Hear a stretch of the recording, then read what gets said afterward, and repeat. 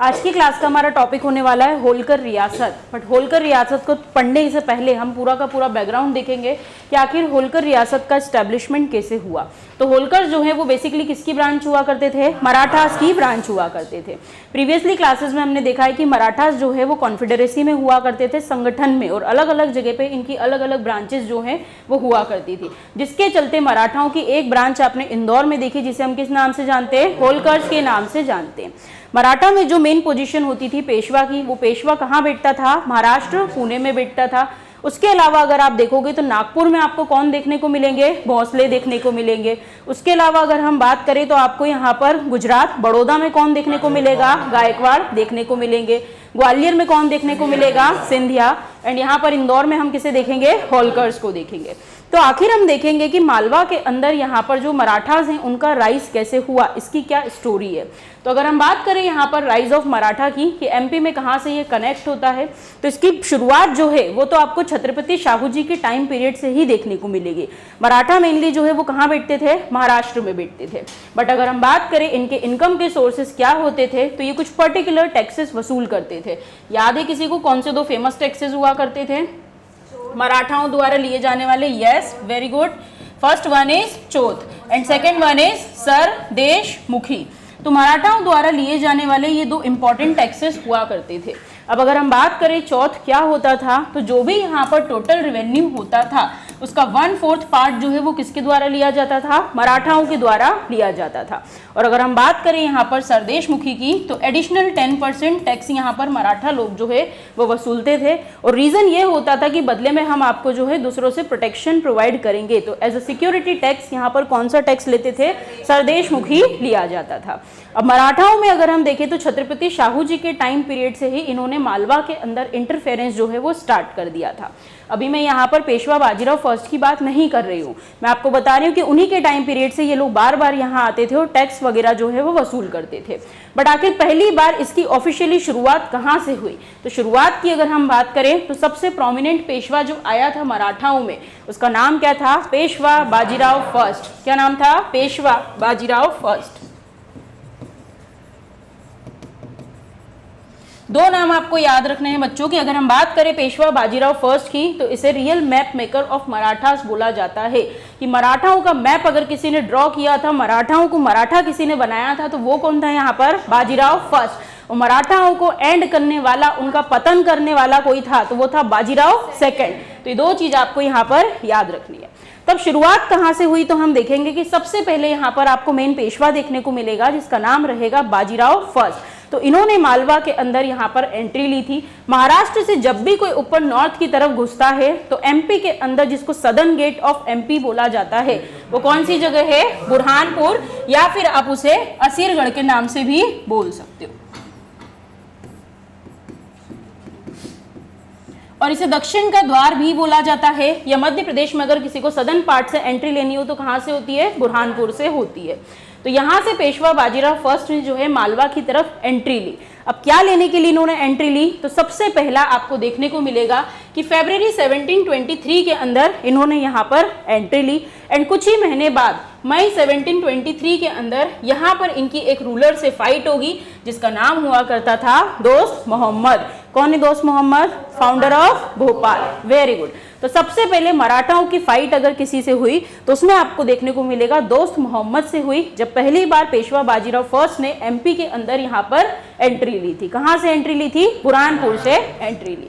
यहाँ पर एंट्री ली और एक तरीके से मराठास जो हैं इसमें विक्टोरियस ही साबित हुए। अब उसके अलावा क्या हुआ, तो फिर आने वाले समय में आपको देखने को मिलेगा कि अब पेशवा बाजीराव फर्स्ट जो रहेंगे वो अलग अलग एक्सपीडिशन, अलग अलग अभियान करेंगे, जिसके चलते 1728 में उनका दोबारा मालवा में आना होगा। अब ऐसा क्या हुआ था, तो ये बात थी कि मालवा में आपको यहाँ पर एक मुगल सोल्जर देखने को मिलेगा, मुगल सूबेदार देखने को मिलेगा। इट मीन्स मालवा में अगर मैं बात करूँ तो अभी कौन बैठा हुआ है? मुगल्स बैठे हुए हैं। ये बात समझ में आई? ठीक है। तो यहाँ पर अगर हम बात करें 1728 की, तो 1728 के अंदर मालवा वाले रीजन में आपको मुगल्स देखने को मिलेंगे। और मुगल्स में एक सूबेदार बैठा हुआ था जिसका नाम क्या था? खान बंगश। ये जो खान बंगश नाम का आदमी था, बहुत ही अपना डर यहाँ पर फैला रखा था। उसी के चलते उसने नियर बाय में आपको एक जगह देखने को मिलेगी जिसका नाम क्या है? बुंदेलखंड। ये बुंदेलखंड के अंदर एक राजा हुआ करते थे जिनका नाम था राजा छत्रसाल। क्या नाम था? राजा छत्रसाल। उनकी हिस्ट्री भी हम पढ़ेंगे। तो यहाँ पर ये जो मुगल सूबेदार हुआ करता था जिसका नाम था खान बंगश, इसने अटैक किया था बुंदेलखंड पे। कहाँ अटैक किया था? बुंदेलखंड। और उस समय वहां के राजा कौन थे? राजा छत्रसाल। एज अ रिजल्ट राजा छत्रसाल जो हुआ करते थे उन्हें यहाँ पर हेल्प की जरूरत थी। अब किससे मदद मांगी जाए? तो उन्हें समझ में आया कि नीचे दक्षिण में साउथ की ओर एक बहुत ही बड़ा एम्पायर फैला हुआ है जिसे हम मराठा एम्पायर के नाम से जानते। तो यहाँ पर जो बुंदेलखंड के राजा छत्रसाल हुआ करते थे, इन्होंने एक लेटर लिखा, एक पत्र लिखा। और वो पत्र किसको लिखा? यहाँ पर पेशवा बाजीराव फर्स्ट को। पेशवा बाजीराव फर्स्ट को एक लेटर लिखा और उसमें मेंशन करा कि यहाँ पर जो है मुगल सूबेदार ने अटैक कर दिया है और हमें आपकी मदद की ज़रूरत है। और उसी के रिलेटेड 1728 में पेशवा बाजीराव फर्स्ट दोबारा मालवा की तरफ यहाँ पर बढ़ेंगे और यहाँ पर इसको क्या कर देंगे? हरा देंगे। तो यहाँ पर एक तरीके से फाइट हुई मुगल वर्सेस मराठास, जिसमें किसकी जीत हुई? मराठाओं की जीत हुई। और यहीं पर राजा छत्रसाल के दरबार में हुआ करती थी मस्तानी बाई, वही आपने मूवी देखी है बाजीराव मस्तानी।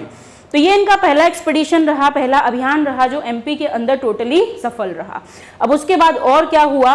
तो फिर आपको देखने को मिलेगा कि भविष्य में 1728 से 29 अगले ही साल एक बैटल और होता है जिसे आप किस नाम से जानते हो? Battle of Amjhera. क्या नाम है? Battle of Amjhera. ये जगह कहीं विदेश में नहीं आती है, आपके धार में ही आती है, मध्य प्रदेश के अंदर। तो अमझेरा नाम की जो जगह है वो कहाँ आती है? धार में आती है। कुछ पढ़ा है इससे रिलेटेड पहले? राजा बख्तावर सिंह कहाँ के राजा होते थे? अमझेरा, धार के राजा हुआ करते थे। तो अगले साल 1728 से 29 के बीच में अगला बैटल जो पेशवा बाजीराव यहाँ पर लड़ते हैं उसमें रहता है कौन सा battle? Battle of Amjhera. But इसके अंदर वो डायरेक्टली नहीं आते हैं। यहाँ पर जो पेशवा बाजीराव फर्स्ट रहते हैं वो मूवी में आपने कुछ नाम सुने होंगे, सदाशिव भाव, चिमनजी राव एटसेट्रा। तो यहाँ पर जो पेशवा बाजीराव है इन्हीं का एक कजिन ब्रदर हुआ करता था जिसको बोलते थे चिमनजी अप्पा। क्या बोलते थे? चिमनजी अप्पा। तो 1728 से 29 के बीच में जो इनका कजिन ब्रदर रहता है चिमनजी अप्पा, वो यहाँ पर मूव करता है टुवर्ड्स मालवा और मालवा में एक लड़ाई होती है। फिर से सिंपल से याद रखना है कौन सी लड़ाई है? तो मुगल्स वर्सेस मराठा।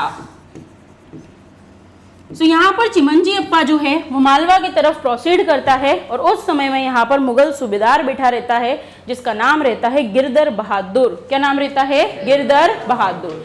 वो जो गिरधर बहादुर नाम का व्यक्ति रहता है, लोग उससे बहुत ही परेशान रहते हैं। वो यहाँ पर लोगों को बहुत ही टॉर्चर करता है। तो उनके टॉर्चर से बचाने के लिए मराठाओं ने मालवा में प्रोसीड करा था with the starting of battle of Amjhera. So यहाँ पर मुगल्स वर्सेस मराठा आपको देखने को मिलेगा कि मुगलों का सूबेदार हुआ करता था जिसका नाम मैंने अभी आपको क्या बताया? गिरधर बहादुर।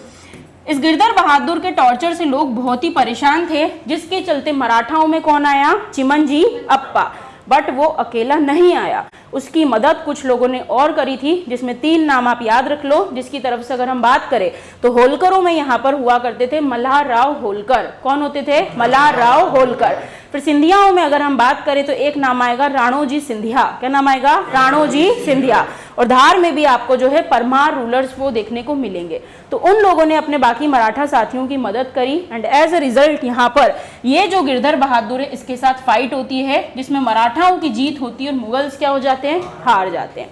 तो 1729 तक हम यहाँ पर आ गए। यहाँ तक चीजें क्लियर? ठीक है। अब धार में ये बैटल हुआ था। अगले ही साल आपको फिर 1730 में धार में एक बैटल देखने को मिलेगा जिसे हम बोलेंगे battle of Tirla. Battle of Tirla की अगर हम बात करें तो जो तिरला नाम की लोकेशन है ये भी कहाँ पर आती है? धार में ही आती है। एंड सेम चीज यहाँ पर रिपीट होगी कि यहाँ पर भी ये फाइट किसके बीच में हुई? बिटवीन मुगल्स वर्सेस मराठास, जिसके अंदर अगेन यहाँ पर किसकी जीत होगी? मराठास की जीत होगी और मुगल्स इसमें हार जाएंगे। और ये एक ऐसा डिसाइसिव बैटल रहेगा जिससे मुगल्स का कामकाज मालवा से खत्म हो जाएगा और अब मालवा में फाइनली स्टैब्लिशमेंट होगा किनका? मराठास का। और इसी को हम क्या बोलते हैं? Rise of Maratha in MP. अभी रिकॉल करेंगे सब याद हो जाएगा।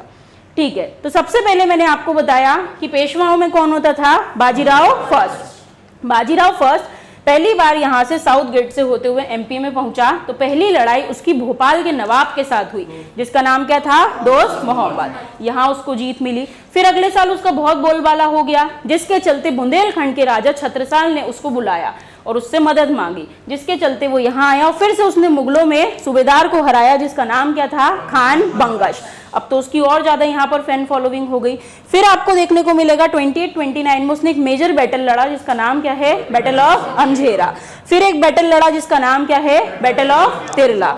दोनों को याद कर लो, मुगल वर्सेस मराठास, और दोनों में कौन जीते, मराठा जीते। अब भाई इतनी बार जीते हैं तो वो एरिया फिर उनको भी तो चाहिए होगा। तो यहाँ पर जब 1730 में बैटल हुआ, बैटल ऑफ तिरला, तिरला कहाँ आता है, धार में आता है। फाइनली एक ऐसा डिसाइसिव बैटल था जिसने यहाँ पर मराठाओं का कंप्लीट इस्टेब्लिशमेंट करवा दिया, कहाँ पर, मालवा में।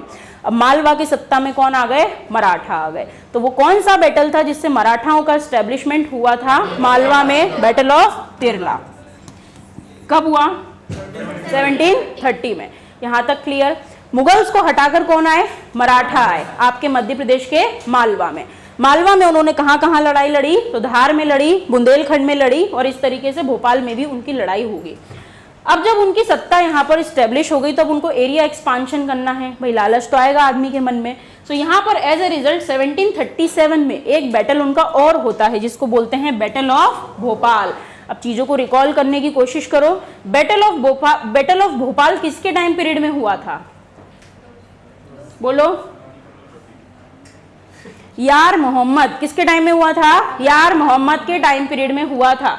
कुछ रिवीजन नहीं कराए। पहला नवाब कौन था भोपाल का, दोस्त मोहम्मद। दोस्त मोहम्मद के बाद उसका छोटा बेटा बना था सुल्तान मोहम्मद, जिसको हटाकर बड़ा बेटा आया जिसका नाम था यार मोहम्मद, जो कहां पर इंगेज था, हैदराबाद में इंगेज था। और उसके टाइम पीरियड में मराठाओं ने अटैक किया था कहां पर, मालवा में। एंड दोस्त मोहम्मद का बेटा जो यार मोहम्मद था उसकी तरफ से निजाम भी लड़ रहे थे। सो बैटल ऑफ भोपाल यहाँ पर हुआ था। याद करो मैंने पार्टीज लिखवाई थी कि एक साइड पर तो किसका नाम लिख लो, यार मोहम्मद, प्लस साथ में किसका लिखना, निजाम का, वर्सेस यहाँ पर क्या कर लेना आप, मराठास कर सकते हो। तो याद आया मैंने बोला था कि इन सब की हार हुई थी और कौन जीते थे, मराठास। बट इस हारने का मतलब ये नहीं था कि मराठा रूल करने लगे। उन्होंने एक्सेप्ट किया था कि मराठाओं की सोवरनिटी रहेगी अब से कहां पर, भोपाल में। और एक फेमस ट्रीटी भी हुई थी, क्या नाम था उसका, दोराई सराय की ट्रीटी, बहुत बढ़िया। और उस ट्रीटी से ही यहाँ पर मराठाओं की सोवरनिटी को क्या कर लिया था, एक्सेप्ट कर लिया था। यहाँ तक चीजें क्लियर। अब मालवा में किसका रूल देखने को मिलेगा आपको, मराठाओं का रूल देखने को मिलेगा। बट मैंने आपको बताया कि मराठा जो है वो तो हमेशा और हमेशा कन्फेडरेसी में रहते हैं, लोगों को रियासतें बांट देते हैं और उसके हिसाब से रूल करते हैं। तो डिसाइसिव बैटल कौन सा था जिससे मराठाओं के हाथ में एरिया आ गया था, बैटल ऑफ तिरला। बहुत ही बढ़िया। कब हुआ है, 1730 में। तो 1730 में यहाँ पर हुआ बैटल ऑफ तिरला, जिससे मराठाओं ने कई सारी जगह जीत ली मालवा की। अब जगह जीत ली है, अकेले तो रूल कर नहीं सकते हैं, तो चलो लोगों में हम उसको बांट देते। तो मराठाओं में पेशवा बाजीराव फर्स्ट ने 1732 के अंदर मालवा का डिस्ट्रीब्यूशन कर दिया था, और डिस्ट्रीब्यूशन करके सबको अलग अलग एरियाज यहाँ पर सौंप दिए गए थे, जिसके चलते आपको देखने को मिलेगा कि अगर मैं बात करूं यहाँ पर पर्टिकुलर कौन सा एरिया आएगा, ग्वालियर। सो ग्वालियर के अंदर कौन सी डायनेस्टी स्टेब्लिश होगी, सिंधिया। और सिंधियाओं के जो फाउंडर रहेंगे उनका नाम रहेगा राणोजी सिंधिया। क्या नाम रहेगा, राणोजी सिंधिया। तो पहला तो इनको बांट दिया उसने एरिया, और किसको बांटा, तो फिर आपको यहाँ पर एक जगह देखने को मिलेगी जिसका नाम है धार। क्या नाम है, धार। तो धार में एक नई डायनेस्टी निकल कर आएगी जिसको आप बोलोगे पंवार डायनेस्टी। कौन सी डायनेस्टी, पंवार डायनेस्टी। तो पंवार भी ओरिजिनली कौन है, मराठास ही है। सो पंवार डायनेस्टी यहाँ पर आएगी जिसका फाउंडर रहेगा आनंद पंवार। क्या नाम रहेगा, आनंद पंवार। तो ये हमने कहाँ की बात करी, धार की बात करी। धार के जस्ट बगल में एक जगह और है, बताओ कौन सी, इंदौर। बहुत बढ़िया। सो नेक्स्ट लोकेशन किसकी आ जाएगी, इंदौर की। और इंदौर में एक नई डायनेस्टी स्टेब्लिश होगी जिसका नाम क्या रहेगा, होलकर। और होलकरों की नींव जिसने रखी थी उसका नाम क्या है, मल्हार राव होलकर। कौन है मल्हार राव होलकर, टीवी तो खूब देखते होंगे। अहिल्या बाई होलकर के फादर इन लॉ हुआ करते थे। क्या नाम था, मल्हार राव होलकर। तो इंदौर किसको दे दिया, होलकरों को दे दिया। अब इंदौर के जस्ट पास में एक जगह और बताओ कौन सी, जो कल नैन्सी भूल गई थी, देवास। कौन सी जगह आएगी, देवास। सो देवास की अगर हम बात करें तो देवास आपको दो पार्ट में यहाँ पर देखने को मिलेगा। तो देवास की अगर हम बात करें तो एक ऊपर आपको देखने को मिलेगा यहाँ पर, जिसमें देवासों में रूल आएगा तुकोजी डायनेस्टी। कौन सी डायनेस्टी? तुकोजी डायनेस्टी। और इसी को बोलते हैं बड़ी पंथी। क्या बोलते हैं? बड़ी पंथी। जिन्होंने इसका एस्टेब्लिशमेंट किया था उनका नाम था कुक्कू जी। क्या नाम था? कुक्कू जी। और देवास के नीचे आपको पोर्शन में देखने को मिलेगा, यहाँ नई डायनेस्टी आएगी जिसको बोलेंगे जीवाजी डायनेस्टी, और इसी को बोलते हैं छोटी पंथी। और जीवाजी डायनेस्टी का जो फाउंडर रहेगा उसका नाम रहेगा जीवाजी। समझ में आई बात? तो इस तरीके से यहाँ पर सबको अलग अलग एरिया डिस्ट्रीब्यूट कर दिए। तो आपने देखा 1730 में एक फेमस बैटल हुआ था जिसका नाम क्या था? बैटल ऑफ तिरला, जिसके अंदर बाजीराव पेशवा फर्स्ट ने यहाँ पर जो एरिया था उसको अलग अलग लोगों में डिस्ट्रीब्यूट करा, जिसके चलते ग्वालियर का एरिया किसको सौंपा? सिंधियाओं को। ग्वालियर में सिंधिया रियासत की स्टेब्लिशमेंट किसने करी? राणोजी सिंधिया ने। फिर इंदौर में यहाँ पर जो है कौन सी डायनेस्टी आई? होलकर डायनेस्टी। कौन है फाउंडर? मल्हार राव होलकर। फिर धार में कौन सी डायनेस्टी आई? पवार डायनेस्टी। कौन है फाउंडर? आनंद पवार। फिर देवास दो पार्ट में, पहला ऊपर कौन है? तुकोजी, क्या बोलते हैं? बड़ी पंथी, और नीचे जीवाजी, क्या बोलते हैं? छोटी पंथी। तुकोजी डायनेस्टी का एस्टेब्लिशमेंट किसने किया? कुक्कू जी। तुकोजी कुक्कू जी एक जैसा लग रहा है। एंड वहीं अगर हम बात करें तो जीवाजी का क्या है? जीवाजी।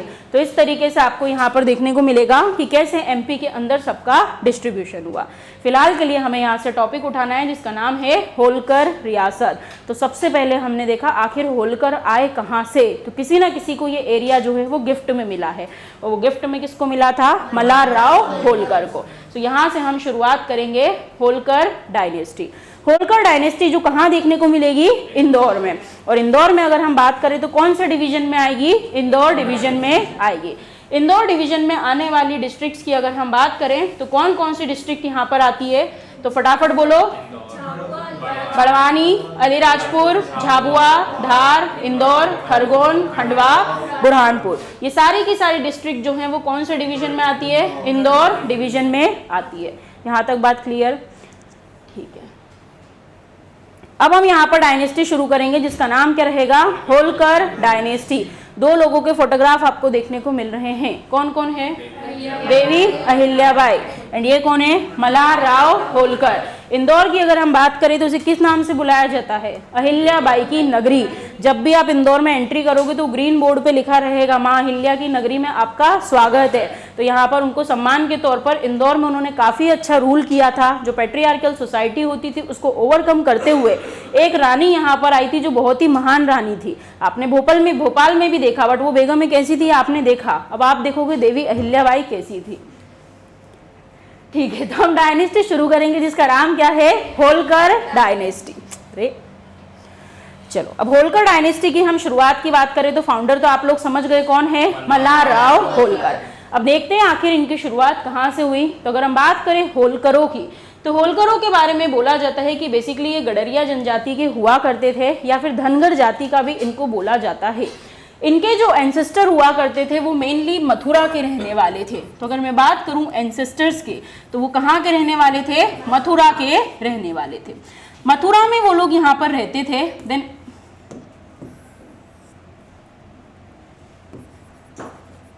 मथुरा में ये लोग यहाँ पर रहते थे। देन आने वाले समय में ये लोग माइग्रेट कर कर आपको देखने को मिलेगा महाराष्ट्र में आता है पुणे, और पुणे में एक नदी देखने को मिलेगी जिसका नाम है नीरा रिवर। क्या नाम है? नीरा रिवर।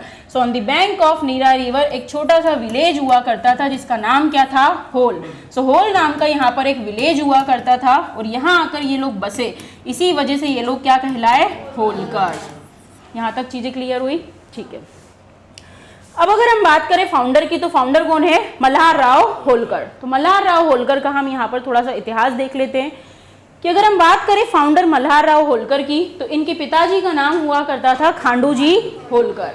तो खांडूजी होलकर जो है इनके फादर हुआ करते थे। सो यहाँ पर आपको 1693 में मल्हार राव होलकर का बर्थ जो है वो देखने को मिलेगा। मल्हार राव होलकर के जो पिताजी थे जिनका नाम क्या है? खांडूजी होलकर। इनकी अगर हम बात करें ये क्या करते थे तो ये पेशवा की आर्मी में हुआ करते थे। ये सब लोग ओरिजिनेट वहीं से हुए हैं। तो ये भी कहाँ काम करते थे? पेशवा की आर्मी में। कहानी को ध्यान से सुनना, जहाँ पिताजी ने काम किया है वहीं जाकर बेटा भी क्या करेगा, ज्वाइन करेगा। तो इनके पिताजी का नाम क्या है, खांडू जी होलकर। खांडू जी होलकर जो है वो कहाँ पर सर्विस देते थे, पेशवा की आर्मी में सर्विस देते थे। यहाँ पर 1693 में मल्हार राव होलकर का जो है बर्थ हुआ एंड 1696 के अंदर इनके पिताजी की डेथ हो गई, जिनका नाम क्या है, खांडू जी होलकर। अब ये सब लोग जो है यहाँ पर महाराष्ट्र में पुणे में होल विलेज के अंदर रहते थे। फिर क्या हुआ, तो फिर ये हुआ कि पारिवारिक कलह चल रहा था इनकी मदर और फैमिली के बीच में। सो फैमिली डिस्प्यूट के चलते इनकी मदर ने वो पर्टिकुलर जगह जो है वो छोड़ दी और महाराष्ट्र में ही एक विलेज हुआ करता था जिसका नाम था तालोदा विलेज। क्या नाम था, तालोदा विलेज। और तालोदा विलेज में जाकर इनकी मदर जो है अपने भाई के यहाँ रहने लगी और उस भाई का नाम था भोजराज। क्या नाम था, भोजराज। सो भोजराज कौन है, बेसिकली इनके मामा जी है। तो मामा जी की यहीं पर इनकी क्या हुई, अपब्रिंगिंग हुई। यहाँ तक चीजें क्लियर हुई, ठीक है। क्या देखा हमने, फादर की डेथ हो गई, डेथ के बाद इनकी जो मदर है वो इनको अपने मामा के घर लेके चली गई, जो कहाँ पर है, तालोदा विलेज में महाराष्ट्र के अंदर, और भाई का नाम क्या है, भोजराज। वहां जाकर ये क्या हो गए, रहने लगे। अब वहां जाकर रहने लगे, वहीं पर इनकी जो है अपब्रिंगिंग वगैरह हुई एंड फाइनली इनकी शादी करवाई जाती है। इनकी शादी जिससे करवाई जाती है उसका नाम क्या रहता है, गौतमा बाई। सो आपने देखा कि किसकी किसकी शादी हुई, मल्हार राव होलकर की एंड गौतमा बाई की। सो मल्हार राव होलकर एंड गौतमा बाई की यहाँ पर मैरिज होती है और इनसे इनको एकमात्र बेटा होता है जिसका नाम रहता है खांडेराव होलकर। क्या नाम है, खांडेराव होलकर। पिताजी का नाम क्या है, खांडू जी होलकर। बेटे का नाम क्या है, खांडेराव होलकर। समझ में आया, कंफ्यूज नहीं होना है, ठीक है भाई। सो मल्हार राव होलकर की शादी किससे हो गई, गौतमा बाई से हुई और इनसे मात्र एक बेटा इनको हुआ जिसका नाम क्या है, खांडेराव होलकर। और ये खांडेराव होलकर जो है ये किसके पति बनेंगे, देवी अहिल्याबाई होलकर के पति बनेंगे। इसी के लिए ये मेनली यहाँ पर फेमस है। सो ये सब चीज़ें यहाँ पर चल रही थी। आने वाले समय में इन्होंने भी पेशवा की आर्मी को ही ज्वाइन कर लिया। जब पेशवा की आर्मी को ज्वाइन किया तो पेशवा इनकी कैपेबिलिटीज से बहुत खुश था कि बहुत ही योग्य आदमी है। एज अ रिजल्ट उसने इन्हें यहाँ पर 500 घोड़े गिफ्ट किए और जिम्मेदारी की दी कि तुम जाओ और जाकर कहाँ पर एक्सपीडिशन करना, मालवा में। इसीलिए मैंने आपको थोड़ी देर पहले बताया कि जब चिमनजी अप्पा मालवा में लड़ने गए थे तो उनकी मदद किसने करी थी, मल्हार राव होलकर ने। कहानी कनेक्ट हो रही है, ठीक है। सो 1724 के अंदर इनको गिफ्ट किया गया था विद 500 सोल्जर्स एंड रिस्पॉन्सिबिलिटी दी गई थी कहाँ की, मालवा की, जिसके चलते इन्होंने कई सारे बैटल्स यहाँ पर लड़े। Battle of Amjhera, battle of Tirla, battle of Bhopal etcetera. समझ में आई बात। तो अगर कल को क्वेश्चन में आपको देखने को मिलता है कि मल्हार राव होलकर का पार्टिसिपेशन उसमें था क्या, तो यस, 3 लोग मदद करने गए थे। होलकर में कौन गया था, मल्हार राव होलकर। सिंधियाओं में कौन गए थे, राणोजी सिंधिया एंड पंवार भी साथ में गए थे। तो इस तरीके से इन्होंने यहाँ पर इनका एक्सपीडिशन वगैरह जो है वो करा। इस तरीके से कई सारे बैटल्स इन्होंने लड़े। इनकी डेथ की बात करें तो भाई इनकी डेथ कहाँ पर होती है, आलमपुर भिंड में। बातों को ध्यान से सुनो, कहाँ डेथ हुई है, आलमपुर भिंड में। इसी की वजह से जो इनकी पुत्र वधू रहेगी, इनकी डॉटर इन लॉ रहेगी जिसका नाम क्या है, देवी अहिल्याबाई, उन्होंने इनकी समाधि कहाँ पर बनवाई है, भिंड में। और ये भिंड में समाधि किसने बनवाई है, फिर से बोलो, देवी अहिल्याबाई ने। किसकी बनवाई है, मल्हार राव होलकर की। देवी अहिल्याबाई रहने वाली भले ही इंदौर की रहेंगी बट एक्चुअल में उनकी समाधि कहाँ मिलेगी, महेश्वर में। चीजों को ध्यान से सुनना है। तो मल्हार राव होलकर की समाधि कहाँ देखी आपने, आलमपुर भिंड में, जो किसने बनवाई, देवी अहिल्याबाई होलकर ने। तो यहाँ पर ये हमने इनका इतिहास देखा कि इनकी शादी हुई गौतमा बाई से और एक बेटा हुआ जिसका नाम क्या है, खांडेराव होलकर। और इनकी डेथ के बाद कौन सक्सीड करेगा, इनका बेटा जिसका नाम रहेगा खांडेराव होलकर। बट उसके पहले हम मल्हार राव होलकर की कुछ अचीवमेंट्स देख लेते हैं कि अगर हम बात करें अचीवमेंट्स की तो उन्होंने कौन कौन से बैटल्स लड़े हैं। तो आपको देखने को मिलेगा कि फर्स्ट बैटल जो इन्होंने फाइट किया उसका नाम क्या है, बैटल ऑफ सारंगपुर। कहाँ आता है सारंगपुर, राजगढ़ में। कहाँ आता है, राजगढ़ में आपको देखने को मिलेगा। नेक्स्ट बैटल कौन सा देखा इन्होंने, बैटल ऑफ अमझेरा। कहाँ आता है, धार में आता है। नेक्स्ट बैटल कौन सा देखा, बैटल ऑफ तिरला। यहां तक चीजें क्लियर हुई, ठीक है। अगर हम बात करें बैटल ऑफ सारंगपुर की तो आपको क्या याद रखना है यहाँ पर, तो ये बैटल भी सिंपल सी चीजें याद रख लो आप, मुगल्स वर्सेस मराठास, जिसमें जीत किसकी होनी है, मराठाओं की होनी है। नेक्स्ट बैटल में भी सिमिलर चीजें याद रखो, क्या आएगा, Mughal versus Maratha. And third battle में भी सेम चीज आएगी, मुगल वर्सेस मराठा, बट ये आपको मुगल्स ना देखते हुए क्या देखने को मिलेगा, निज़ाम। यहाँ तक चीजें क्लियर हुई, ठीक है। सॉरी, नॉट निज़ाम हियर, निज़ाम कहाँ पे आएगा, भोपाल में आएगा। तो ये भी क्या रहेगा आपका, मुगल वर्सेस मराठा। तो 1731 में हमने फाइनल बैटल देखा जिसका नाम क्या है, बैटल ऑफ तिरला, और इसी से मराठाओं का स्टैब्लिशमेंट हो गया था कहाँ पर, मालवा में। फिर आने वाले समय में जब वो अपना एरिया एक्सपांशन करेंगे तो वो नेक्स्ट बैटल लड़ेंगे जिसको क्या बोलेंगे हम, बैटल ऑफ भोपाल, जिसको यहाँ पर मराठा वर्सेस निज़ाम के नाम से भी जाना जाता है, जिसके अंदर भी किसकी जीत हुई थी, यहाँ पर मराठाओं की जीत हुई थी, ठीक है। फिर अगर हम उसके बाद बात करें तो कुछ फेमस बैटल्स और रहेंगे इनकी लाइफ के, जिसमें आपको नेक्स्ट बैटल देखने को मिलेगा जिसका नाम रहेगा बैटल ऑफ कुम्भेरी, या फिर इसी को बैटल ऑफ कुम्हेर भी बोला जाता है। अब इसको कैसे याद रखोगे, तो मुझे बताओ, मल्हार राव होलकर के बेटे का नाम क्या है, खांडेराव होलकर। तो ये वही बैटल था जिसके अंदर उनका पुत्र जिसका नाम है खांडेराव होलकर, उसको तोप का गोला लगने की वजह से उसकी यहाँ पर डेथ हो गई थी। तो वो कौन सा बैटल था, बैटल ऑफ कुम्भेरी। अब ये कुम्हेर नाम जो है ये आपको कहाँ की लोकेशन से दिख रहा है, राजस्थान से दिख रहा है। एंड राजस्थान में भी एक जगह आती है जहाँ का नाम है भरतपुर, क्या नाम है, भरतपुर। और इस भरतपुर में जिनका शासन, जिनका रूल होता था वो होते थे जाट्स। कौन होते थे, जाट्स। और उस समय जाटों में जो रूलर था उसका नाम था सूरजमल जाट। क्या नाम था, Surajmal Jat. So battle of Kumheri जो है वो आपको किनके बीच में देखने को मिलेगा, तो मराठाओं में कौन है, मल्हार राव होलकर वर्सेस जाट रूलर कौन है, सूरजमल जाट। और इसी बैटल के चलते इनका जो बेटा है जिसका नाम क्या है, खांडेराव होलकर, बहुत ही कम एज में उसकी डेथ हुई थी। तो वो भी यहाँ पर गया था और पालकी में बैठकर इंस्पेक्शन कर रहा था सभी चीज़ों का। उसी समय यहाँ पर जाटों की जो तोप हुआ करती थी, कैनन, उसमें से एक गोला निकलता है और किसको लग जाता है, यहाँ पर खांडेराव होलकर को, और उनकी क्या हो जाती है, डेथ हो जाती है। कब हुआ है ये बैटल, 1754 में। यहाँ तक बातें क्लियर। तो मल्हार राव होलकर का आपको नेक्स्ट पार्टिसिपेशन यहाँ देखने को मिलेगा। इसके अलावा अगर हम बात करें तो मल्हार राव होलकर का एक नाम और आता है किसमें, थर्ड बैटल ऑफ पानीपत, जो कब हुआ है, 1761 में। किसके बीच में हुआ था, जल्दी से बोलो। हाँ, यस। तो आप इसको क्या बोल सकते हो, अफगान वर्सेस मराठास, जिसमें अफगानों की तरफ से कौन लड़ रहा था, अहमद शाह अब्दाली। एंड मराठाओं की तरफ से आपने मूवी में वो देखा है कि वहां पर कौन बीमार हो गया था, पेशवा बाजीराव फर्स्ट जो है वो बीमार हो गए थे। सो उन्होंने यहाँ पर किसको भेजा था, सदाशिवराव भाऊ को। सो सदाशिवराव भाऊ जो है वो किसकी तरफ से लड़ रहा था, मराठाओं की तरफ से। अब वो लड़ने गया है तो बाकी के मराठाओं को भी इकट्ठा करेंगे। एज ए रिजल्ट वो किसको लेकर गए थे, मल्हार राव होलकर को लेके गए। But third battle of Panipat के अंदर ये हुआ कि जो सदाशिवराव भाऊ हुआ करते थे उन्होंने बोला हमें वॉर स्ट्रेटेजी को चेंज करना पड़ेगा, और ये बात मल्हार राव होलकर को अच्छी नहीं लगी। एज ए रिजल्ट वो यहाँ से युद्ध भूमि छोड़कर वापस अपनी रियासत में रिटर्न आ जाते हैं। तो क्या उन्होंने थर्ड बैटल ऑफ पानीपत को फाइट किया, नहीं किया, वो मीनवाइल ही उसी को छोड़कर आ गए। यहाँ तक चीजें क्लियर। तो ये सारी की सारी अचीवमेंट्स हमने किसकी देखी, मल्हार राव होलकर की। कौन कौन से बैटल से एसोसिएटेड है होलकर्स या फिर मल्हार राव होलकर, एक बार लिस्ट देख लो। सारंगपुर कहाँ आता है, राजगढ़ में। राजगढ़ में भी आपको देखने को मिलेगा मुगल वर्सेस मराठा। चलो इसको भी याद दिलाती हूँ। क्या पढ़ा था हमने कल, मुगल वर्सेस मराठा में एक बैटल और हुआ था सारंगपुर में। Very good. कौन था, बाज बहादुर वर्सेस मुगल्स। मुगल्स में कौन गया था, आदम खां। अकबर का टाइम पीरियड कब का है, 1500 का है। तो उस समय से ही वहां पर किसका कब्जा हो गया था, मुगल्स का। हम कौन से ईयर में, 1724 में। इसलिए जब मराठा सारंगपुर पहुंचेंगे तो यहाँ पर इनको कौन मिलेंगे, मुगल्स मिलेंगे। बात समझ में आई, ठीक है। नेक्स्ट आपने अमजेरा देख लिया, तिरला देख लिया, भोपाल, कुम्हेरी एंड पानीपत। यहाँ तक चीजें क्लियर। तो this is all about Malhar Rao Holkar.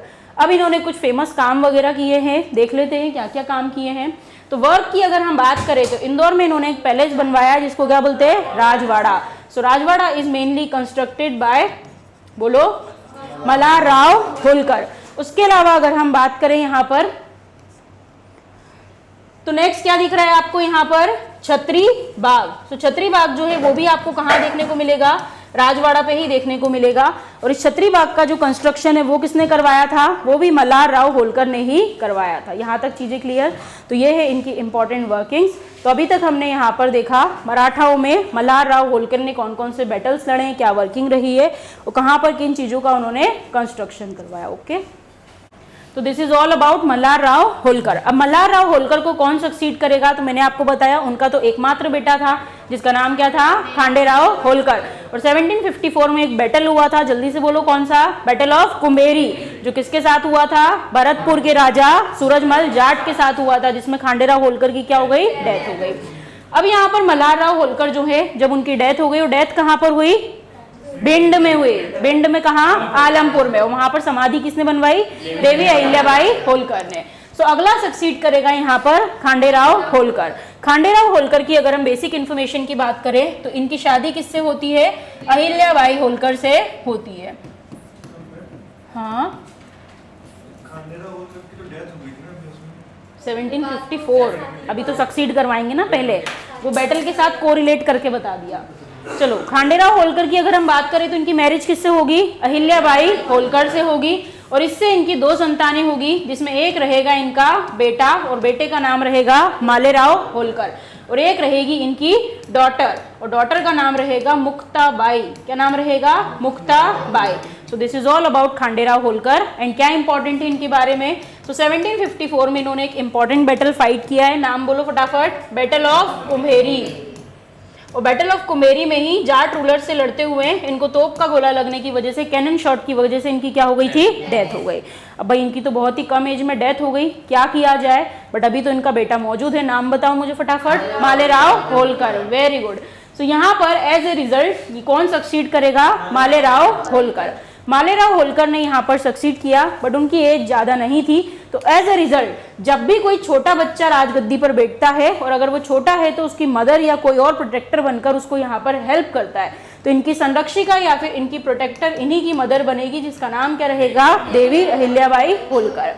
Malerao Holkar की अगर मैं बात करूं तो इन्होंने मात्र 1 ही साल रूल कर पाया है, और वो 1766 से लेकर 1767 के बीच में, 66 से लेकर 67 के बीच में आपको इनका रूल जो है वो देखने को मिलेगा। बहुत ही कम एज में इनकी भी आपको यहाँ पर डेथ देखने को मिलेगी। बोला जाता है बहुत ही जस्टिस फ्री आदमी हुआ करता था एज पर हिज मदर।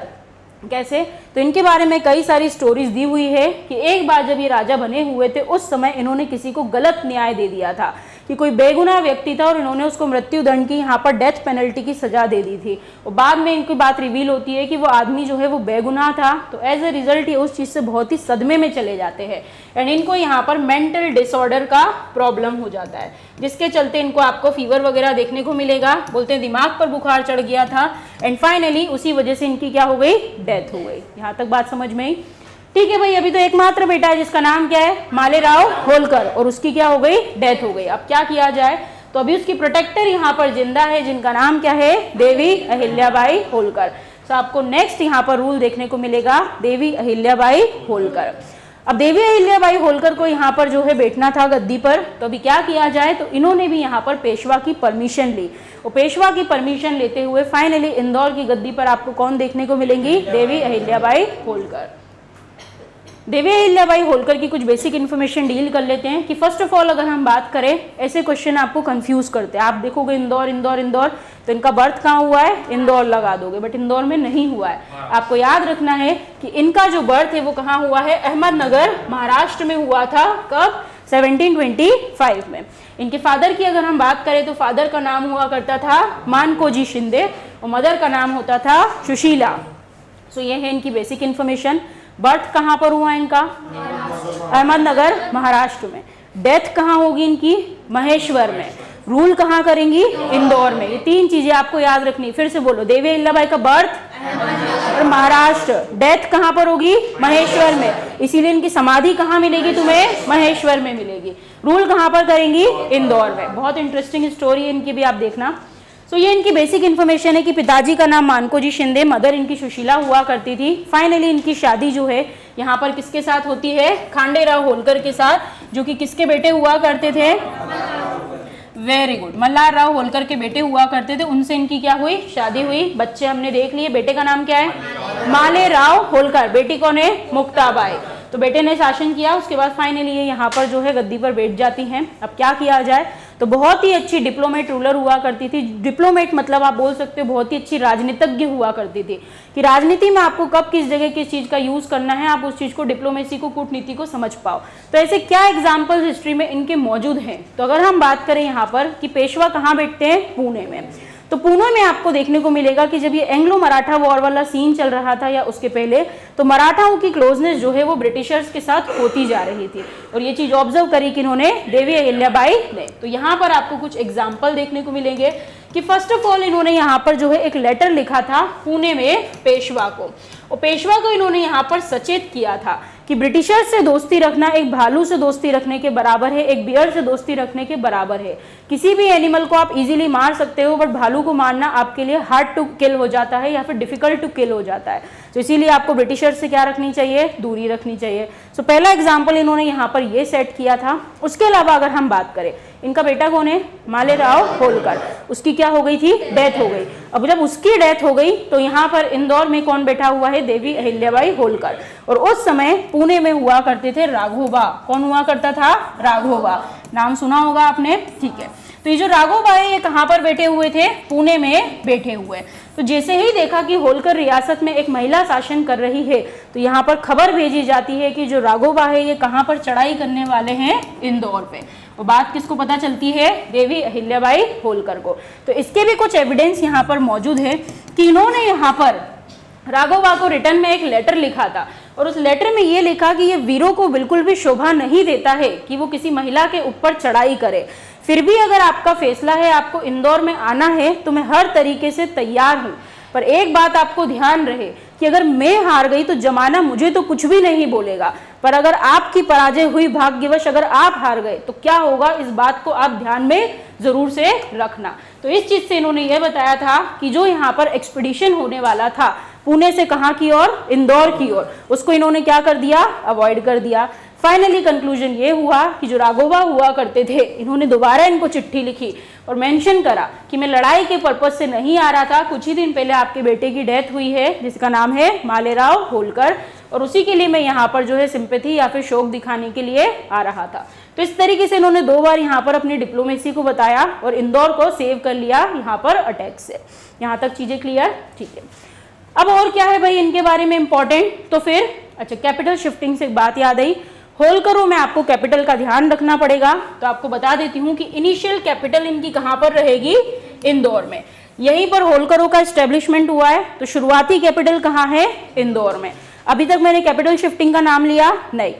अब हम किसके बारे में पढ़ रहे हैं, देवी अहिल्याबाई होलकर के बारे में। देवी अहिल्याबाई होलकर जो है, इनको महेश्वर बहुत ही प्रिय हुआ करता था। इनके टाइम पीरियड में अपनी कैपिटल शिफ्टिंग कर कर कहाँ कर ली थी, महेश्वर में। तो पहली बार होलकरों की कैपिटल आपको कब शिफ्ट होती दिखेगी, यहाँ पर देवी अहिल्याबाई होलकर के टाइम पीरियड में। फर्स्ट इंपॉर्टेंट इवेंट क्या हुआ, कैपिटल शिफ्टिंग। चलो भाई कैपिटल लेके हम कहाँ चले, महेश्वर में। महेश्वर में क्या फेमस है, तो कई सारे घाट वगैरह या फिर आपको यहाँ पर टेम्पल्स वगैरह भी देखने को मिलेंगे। बहुत ही बड़ी शिवा डिवोटी हुआ करती थी, शिव जी को बहुत ही पूजती थी, इसलिए इन्होंने कई सारे शिव टेम्पल्स का कंस्ट्रक्शन भी करवाया है। जब ये महेश्वर पहुंच गए तो वहां पर इन्होंने कई सारे टेम्पल्स या फिर घाट वगैरह का भी कंस्ट्रक्शन करवाया है। देवी अहिल्याबाई के कुछ घाट वगैरह फेमस है जो आपको मेनली बनारस में देखने को मिलेंगे। कहाँ पर, बनारस में। बनारस में एक फेमस घाट है जिसका नाम है मणिकर्णिका घाट। कौन सा घाट, मणिकर्णिका घाट। तो ये जो घाट है वो किसने बनवाया था, देवी अहिल्याबाई होलकर ने। ये भी आपको क्वेश्चन में कंफ्यूज कर सकता है, मणिकर्णिका देख के आप कुछ और कंफ्यूज हो जाए, झांसी वगैरह, बट ऐसा कुछ भी नहीं है। किसने बनवाया, देवी अहिल्याबाई होलकर ने। अदर देन दिस इन्होंने बनारस में एक मंदिर का कंस्ट्रक्शन और कराया जिसको क्या बोला गया, अष्टपदी टेम्पल। ये दोनों टेम्पल कहाँ देखने को मिलेंगे आपको, महेश्वर में। इसके अलावा अगर हम बात करें तो कई सारे टेम्पल्स का इन्होंने रिनोवेशन भी कराया है, जिसमें आपको कुछ फेमस टेम्पल्स के नाम याद रखने हैं, जिसमें आपका काशी का विश्वनाथ मंदिर। कौन सा मंदिर, काशी का विश्वनाथ मंदिर। इसके अलावा अगर हम बात करें तो गुजरात का सोमनाथ मंदिर, उसको भी इन्होंने क्या कराया, रिनोवेट कराया। हरिद्वार हो गया, उज्जैन हो गया, नासिक हो गया, जितने भी यहाँ पर अयोध्या हो गया, जितने भी आपको रिलीजियस प्लेसेस दिखेंगे उन मंदिरों का इन्होंने क्या कराया, रिनोवेशन कराया। महेश्वर से एक चीज आपको और याद रखनी है कि महेश्वर में इन्होंने कई सारे आपको जो है उद्योग के पर्पज से चीजें देखने को मिलेगी, जिसके चलते कुछ साड़ीज वगैरह भी फेमस हुई है इनके टाइम पीरियड में, जिसको क्या बोलते हैं, महेश्वरी साड़ी। तो उसके प्रमोशन में भी काफी हेल्प वगैरह मिली है, ये इंपॉर्टेंट है। कौन से भगवान को मानती थी? शिव जी को मानती थी। तो इनके समय में जो कॉइन वगैरह चलते थे उस पर आपको कुछ सिंबल्स देखने को मिलेंगे। जैसे अगर हम बात करें कॉइन्स की, तो शिव जी की क्या क्या चीजें होती, बोलो फटाफट। बेल पत्र, उसके अलावा अगर हम बात करें तो क्या होता है, और नंदी होता है, एंड त्रिशूल वगैरह। इस तरीके की चीजें जो है आपको इनके कॉइन्स के ऊपर प्रिंटेड देखने को मिलेगी। और ये किसके टाइम में? देवी अहिल्याबाई होलकर के टाइम पीरियड में। यहाँ तक बातें क्लियर? ठीक है। अब इतना कुछ इन्होंने काम किया है रिलीजियस पर्पज से, सोशल वेलफेयर के लिए इन्होंने काफ़ी सारे काम किए, जैसे कई सारे होटल, सराय वगैरह, रेस्ट हाउस वगैरह, फिर आप बोल सकते हो वृद्ध आश्रम, अनाथ आश्रम, बहुत कुछ इन्होंने यहाँ पर खुलवाया है। सोसाइटी के लिए जितना कर सकती थी सब कुछ इन्होंने किया। तो इसीलिए इंडियन गवर्नमेंट ने इन्हें सम्मानित किया है। इसके ऊपर आपको एक ईयर लिखा हुआ दिख रहा है, बताओ कौन सा है? 1996। तो 1996 के अंदर आपको देखने को मिलेगा कि इंडियन गवर्नमेंट ने इनके लिए यहाँ पर क्या इशू करा? Postal stamp. मेरी बात को ध्यान से सुनना, होलकरों में पहला पोस्टल स्टैम्प किसका इशू देखा आपने? देवी अहिल्याबाई होलकर का, जिस पर आपको इनका पिक्चर जो है वो प्रिंट दिखेगा। और वो कौन से ईयर में हुआ है? 1996 में, कहीं कहीं 1995 भी मिलेगा, बट अराउंड ही है। अब इसी से एक चीज और रिलेट करो कि 1996 में ये इवेंट हुआ और अगले ही साल 1997, कौन सा ईयर बोला मैंने? 1997। इनके नाम से गवर्नमेंट ने एक अवार्ड इशू किया है जिसे हम बोलते हैं देवी अहिल्याबाई अवार्ड। देवी अहिल्याबाई होलकर अवार्ड।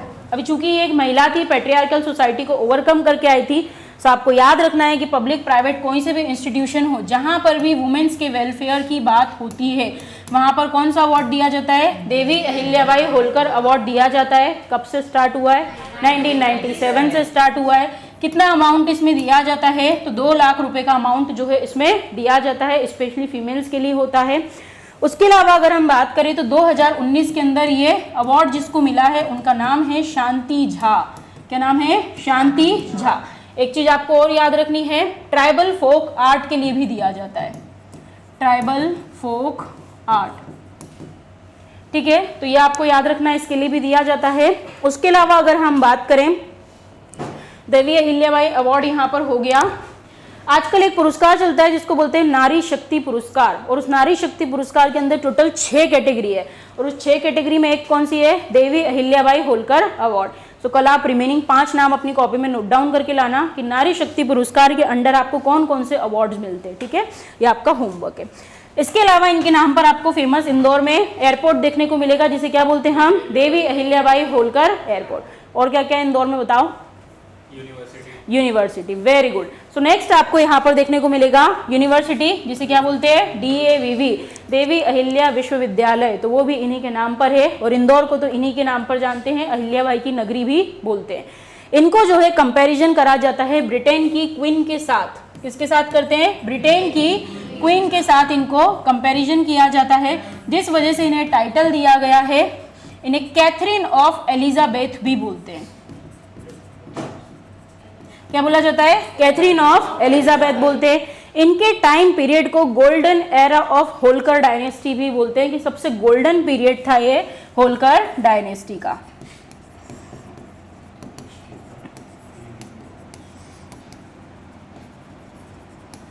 उसके अलावा MP गवर्नमेंट हर साल अहिल्याबाई फेस्टिवल भी सेलिब्रेट करती है। कौन सा फेस्टिवल? अहिल्याबाई फेस्टिवल भी सेलिब्रेट किया जाता है। अवार्ड हो गया, यूनिवर्सिटीज हो गई, चीजें हो गई जो जो इनके नाम पे है मेनली। उसके अलावा अब फिर से कहानी को कनेक्ट करेंगे। देवी अहिल्याबाई होलकर जो है रूल कर रही थी, सो उनके टाइम पीरियड में उन्होंने एक सोल्जर को रख रखा था जिनका नाम था तुकोजी राव होलकर। क्या नाम है? तुकोजी राव होलकर। सो यहाँ पर आपको ये सब चीजें इनसे रिलेटेड देखने को मिलेगी। देवी अहिल्याबाई का फेस्टिवल हो गया है, उसके अलावा गोल्डन एरा हो गया है, अवार्ड वगैरह चीजें आपकी कंप्लीट हो गई है, क्वीन बोलते हैं, ये भी कंप्लीट हो गया। अब इनके टाइम पीरियड में इनके एक सोल्जर, एक सिपाही थे जिनका नाम क्या था? तुकोजी राव होलकर। सो इनके बाद नेक्स्ट अगर कोई सक्सीड करेगा तो उनका नाम क्या रहेगा? तुकोजी राव होलकर। चलो, होलकरों की इनिशियल कैपिटल बताओ। देवी अहिल्याबाई ने कहाँ शिफ्ट करी? महेश्वर में शिफ्ट करी। अब देवी अहिल्याबाई के बाद उनका सेनापति, उनका सोल्जर आएगा जिसका नाम क्या रहेगा? तुकोजी राव होलकर। सो तुकोजी राव होलकर से रिलेटेड भी कुछ चीज़ें बहुत ही फेमस है, जैसे कि अगर हम बात करें तो इन्होंने सबसे पहले कैपिटल की शिफ्टिंग करी। अभी हम इंदौर से कहाँ पहुंचे, महेश्वर। अब होलकरों के काल में हम फिर से महेश्वर से कहाँ आ जाएंगे, इंदौर। सो आपको याद रखना है महेश्वर से वापस कैपिटल कहाँ आ गई, इंदौर आ गई। अब फिर इसको इंदौर से कहीं ले जाएंगे, इसलिए याद रखना। सो महेश्वर से इंदौर किसके टाइम में आई, तुकोजी राव होलकर के टाइम पीरियड में आई। चूंकि ये एक सोल्जर थे तो सबसे इंपॉर्टेंट काम अगर इन्होंने कुछ किया था तो इन्होंने अपनी आर्मी को यूरोपियन लाइंस में ट्रेंड किया था। मतलब अंग्रेजों की भांति या फिर अंग्रेजों की तरीके से ही इन्होंने अपनी आर्मी को क्या किया था, ट्रेनिंग दी थी। तो इसको आप बोल सकते हो आर्मी की अगर हम बात करें तो ऑन यूरोपियन लाइंस, ये इंपॉर्टेंट काम किया। उसके अलावा देवी अहिल्याबाई होलकर के बेटे का नाम बताओ, मालेराव होलकर, ठीक है। उसके अलावा अगर हम बात करें उनके पति का नाम बताओ, खांडेराव होलकर। सो खांडेराव होलकर जो है 1754 में बैटल ऑफ कुंभेरी में मारे गए थे, तो उसका बदला लेने का काम भी किसने किया था, तुकोजी राव होलकर ने किया था। जाटों के साथ इन्होंने यहाँ पर फाइट वगैरह करी थी। एंड इनका एक बैटल में इन्वॉल्वमेंट है जिसको बोलते हैं बैटल ऑफ लाखेरी। ये लाखेरी नाम की जो जगह है ये आती है पुणे में। कहाँ आती है, पुणे में। और यहाँ पर ये बैटल होता है जिसमें होलकरों की तरफ से कौन लड़ रहे होंगे, तुकोजी राव होलकर। और नेक्स्ट किसके बीच में हुआ, तो तुकोजी राव होलकर वर्सेस सिंधियाओं के बीच में हुआ था, जिसमें उस समय लीड कर रहे थे महादजी सिंधिया। कौन लीड कर रहे थे, महादजी सिंधिया। कहाँ हो रहा है बैटल, पुणे में हो रहा है। किस किस के बीच में हो रहा है, तुकोजी राव होलकर एंड महादजी सिंधिया के बीच में हो रहा है। इसके में तुकोजी राव होलकर की क्या हो जाती है, डेथ हो जाती है, और जीत किसकी होती है, महादजी सिंधिया की। तो तुकोजी राव होलकर की डेथ कहाँ पर हुई थी, पुणे में हुई थी। मल्हारराव होलकर की कहाँ हुई थी, भिंड में हुई थी। कहाँ हुई थी, भिंड में हुई थी। उसके अलावा आपने देखा है यहाँ पर देवी अहिल्याबाई होलकर महेश्वर में, तुकोजी होलकर पुणे में। तो ये इनसे रिलेटेड इंपॉर्टेंट चीज है। तो देवी अहिल्याबाई होलकर को सक्सीड कर उनके सोल्जर आए जिनका नाम क्या है, तुकोजी राव होलकर। यहाँ तक बातें क्लियर, ठीक है। अब उसी सोल्जर के दो एडॉप्टेड बच्चे रहेंगे, जिसमें एक का नाम है काशीराव होलकर और दूसरे का नाम है यशवंत राव होलकर। ज्यादा फेमस नाम जिसका सुना है, यशवंत राव होलकर, बहुत ही बढ़िया। सो तुकोजी राव होलकर के बाद सक्सीड करता है उनका बेटा जिसका नाम रहता है काशीराव होलकर। काशीराव होलकर जो है वो ज्यादा लंबे समय यहाँ पर रूल नहीं कर पाता है। काशीराव होलकर जो है ये सिंधियाओं की मदद से यहाँ पर जो है आ गया था। बढ़ाने वाले समय में उसको सक्सीड कर कौन आ जाएगा, यशवंत राव होलकर। बहुत इंपॉर्टेंट पर्सनैलिटी है होलकर्स में, आपको इनका नाम याद रखना है। अगला कौन आया, यशवंत राव होलकर। कौन है Yashwant Rao Holkar, adopted son of Tukoji Rao Holkar. चीजों को कनेक्ट करो, घर जाके तो बाद में करेंगे ही रिवाइज। तुकोजी राव होलकर का बेटा आ गया कौन, यशवंत राव होलकर। बहुत ही ब्रेव हुआ करता था और इसका नाम आप एंग्लो मराठा वॉर में भी सुनोगे, इसीलिए स्टोरी को कनेक्ट करेंगे हम यहाँ से। नेक्स्ट कौन आया, यशवंत राव होलकर। यशवंत राव होलकर जो है तुकोजी राव होलकर के बेटे हुआ करते थे। बहुत ही ब्रेवरी से इन्होंने काम लिया था। पुणे के पेशवा के साथ भी इन्होंने फाइट करी थी। क्यों करी थी अभी बताती हूँ। इनके अगेंस्ट में सिंधिया वगैरह भी हो गए थे। एक्चुअल में जब तक यशवंत राव होलकर का टाइम पीरियड आया तब तक मराठाओं के बीच में मनमुटाव हो चुका था, जिसमें एक साइड पर इंदौर से अकेले कौन खड़े थे, होलकर। वर्सेस अगर हम बात करें तो पुणे में कौन बैठा हुआ है, मराठास में पेशवा बैठे हुए। और ये पेशवाओं के उस समय बोलते हैं ना, जब भी हमारी किसी से लड़ाई होती है तो कोई किसी का बहुत ज्यादा सगा हो जाता है, तो पेशवाओं जो है इनको यहाँ पर ज्वाइन कर लिया था सिंधियाज ने। किसने ज्वाइन कर लिया था, सिंधियाज ने। अब मेरी बात को ध्यान से सुनो, स्लाइड्स को नहीं पढ़ना है। यशवंत राव होलकर के टाइम पीरियड में पूना के पेशवा और होलकरों के रिलेशन स्पॉइल हो चुके थे। होलकर अपनी जगह खड़े थे अकेले और उधर साइड पे कौन थे, पेशवा में मराठा, मराठाओं में पेशवा एंड सिंधिया भी उनको ज्वाइन कर रखा था। ये बात आपको समझ में आई, ठीक है। अब अगर हम बात करें यशवंत राव होलकर की तो क्या क्या किया है, तो थोड़ी देर पहले आपने कैपिटल शिफ्टिंग देखी। कहाँ देखी, इंदौर। आ गए हम इंदौर, ठीक है। इनिशियल कैपिटल बता दो मुझे, इंदौर। फिर देवी अहिल्याबाई कहाँ ले गई, महेश्वर। फिर महेश्वर से इंदौर कौन लाया, तुकोजी राव होलकर। Very good. इंदौर के बाद महेश्वर कौन ले गया, देवी अहिल्याबाई। फिर महेश्वर से इंदौर कौन लाया, तुकोजी राव होलकर। अब तुकोजी राव होलकर के बाद आपको नेक्स्ट उनका बेटा देखने को मिलेगा जिसका नाम है यशवंत राव होलकर। इसने भी कैपिटल शिफ्टिंग करी, बट क्यों करी तो हम अभी स्टोरी से इसको बनाते हैं। तो ये बहुत ही ब्रेव हुआ करते थे। इनकी ब्रिटिशर्स वगैरह के साथ भी फाइट हुई, मराठाओं के साथ भी फाइट हुई, इसीलिए इन्हें नेपोलियन ऑफ सेंट्रल इंडिया भी बोला जाता है। क्या बोलते हैं, नेपोलियन ऑफ सेंट्रल इंडिया। या बुक्स में तुम्हें किस नाम से मिलेगा, नेपोलियन ऑफ मध्य भारत। समझ में आया? मध्य भारत क्यों बोला मैंने, क्योंकि अपना होलकर वहीं पर आता है। ठीक है, सो आपको बुक में जब भी क्वेश्चन देखने को मिलेगा, तो मैंने 2-3 जगह देखा है बुक में गलत इन्फॉर्मेशन दी हुई है, नाम में कंफ्यूजन होता है, तो स्टोरी से याद रखना कि नेपोलियन ऑफ सेंट्रल इंडिया किसको बोलते हैं, यहाँ पर यशवंतराव होलकर को बोलते हैं। अब क्या क्या काम हुआ इनके टाइम पीरियड में, तो देख लेते हैं कि सबसे पहले तो इनको एक टाइटल से नवाजा गया है। इनको टाइटल बोला गया है राजेश्वर अली जाह बहादुर। क्या बोला गया है? राजेश्वर अली जाह बहादुर। ये टाइटल किसने दिया था? तो ये title Mughal emperor Shah Alam II ने दिया था। किसने दिया था? शाह आलम II ने। तो आपको याद रखना है राजेश्वर अली जाह बहादुर का टाइटल किसको मिला है? यशवंतराव होलकर को। किसने दिया था? शाह आलम II ने दिया था। अब क्या क्या है इनकी लाइफ के इंसिडेंट्स, तो देख लेते हैं। सो मैंने आपको बताया इनके टाइम पीरियड में इनके रिलेशन मराठाओं से या सिंधियाओं से क्या हो गए थे? खराब हो गए। अब क्या हुआ?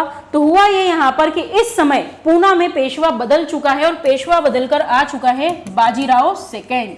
कौन आ गया है? बाजीराव सेकेंड। और शुरुआत में मैंने आपको इस व्यक्ति के बारे में एक बात बताई थी, क्या? मराठाओं का पतन इसी ने करवाया था।